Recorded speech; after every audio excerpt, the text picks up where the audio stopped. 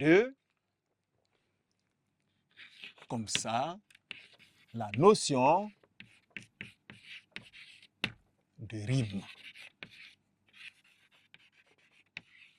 Voilà. Et que retenir de la rime?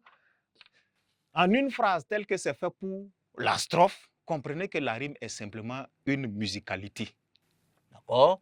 La rime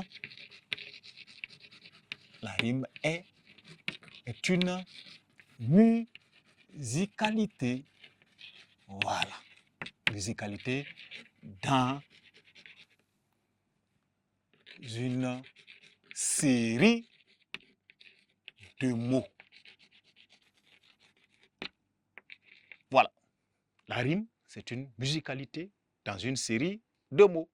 Comment est-ce que les mots sonnent en se suivant? Et vous l'aurez compris, leur rôle peut être nécessaire dans l'interprétation poétique. Pourquoi il y a trop de sons O? Ou bien pourquoi ils disposent les sons O en dents de scie comme ça? Après O, c'est A. Après O, c'est A. Ça peut aiguiser une inspiration interprétative. Ou bien pourquoi tous les sons sont I, etc. Mais pour ce qui est, n'est-ce pas, de la rime pour sa distinction, nous allons, n'est-ce pas, voir exactement comme les strophes aussi, les types, n'est-ce pas, de rimes. Voilà. On fait ainsi les types de rimes. Et dans les types de rimes, comprenez que selon leur manière de se suivre, selon la disposition de musicalité qu'un auteur donne à une série de mots, la rime peut avoir sa propre appellation. Et sans plus tarder, nous verrons cela, n'est-ce pas, dans une première disposition. Vous pouvez avoir des sons qui se suivent de la façon suivante. En premier tiret, en série A, A, B et B. Alors, A, B et B, ou dans une disposition verticale, car je l'ai horizontalement, vous pouvez l'avoir suivant la série A, B, B. Vous pouvez avoir un texte écrit de cette manière. Et en matérialisation, nous allons poser un mot tel que la sève. La sève, le rêve, et un autre mot tel que la voix, comme le volume et le roi.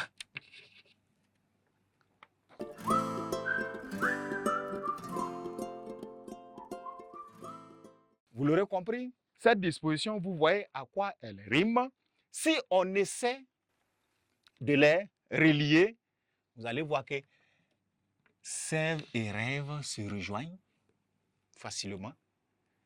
Voix et roi se rejoignent. Et ce type de rime est appelé, on va le dire ainsi, la rime plate, n'est-ce pas, ou suivie. Car, regardez, les sons se suivent en ordre. Ce n'est pas parce que ce n'est pas des qualités que c'est dit plate, ce n'est pas cette appellation, c'est la disposition qui est, n'est-ce pas, qui est dite plate, et il ne faut pas confondre, n'est-ce pas, cette manière de voir dans l'adjectif plat.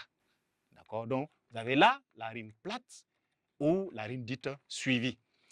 Cette disposition peut avoir une signification, un sens dans un texte. Si vous prenez un auteur obsédé par l'amour d'une femme, ou en tout cas l'amour d'un autre être, il peut, en faisant le poème, en lui dédiant un poème, accentuer sur les rimes plates ou les rimes suivies, montrant, n'est-ce pas, et inconsciemment, d'accord, sa disposition à la voir comme quelqu'un qu'il suit. le commentaire composé va, n'est-ce pas, dans ce sens. Une ingéniosité qui permet de construire quelque chose de demi-objectif, de demi-subjectif, mais dont la vérité est tangible, observable à travers une production littéraire quelconque. Au-delà de la rime plate ou dite suivie, vous pourrez avoir, n'est-ce pas, une disposition, premièrement, en horizontale, une disposition A, B, A, B, A.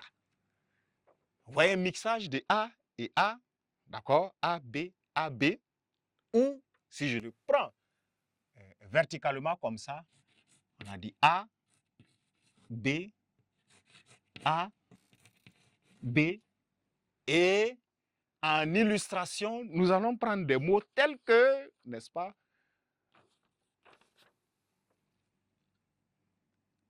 peur, la peur, au sens, n'est-ce pas, du thème, et un deuxième mot tel que rose. Et vous l'aurez compris, nécessité de retour peut-être d'un son identique au son dominant de peur. Nous allons prendre un mot tel que cœur,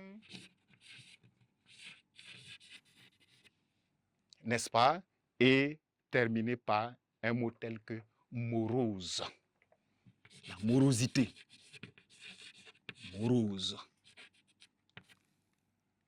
Alors, en tentant de relier chacun, vous comprendrez que peur rejoint ainsi cœur et rose va pour rejoindre morose. Il y a une intersection importante que je marque en jaune qui profite être en même temps le nom de ce type de rime. Vous voyez que ça se croise. D'accord? Donc, on va parler en ce moment de la rime croisée. Je décide de la mettre au singulier, sinon ces sons-là sont des rimes croisées, si vous voulez. En adoptant au singulier, nous avons là la rime croisée, du moment où dans la prononciation de ce son, vous avez l'idée de croisement.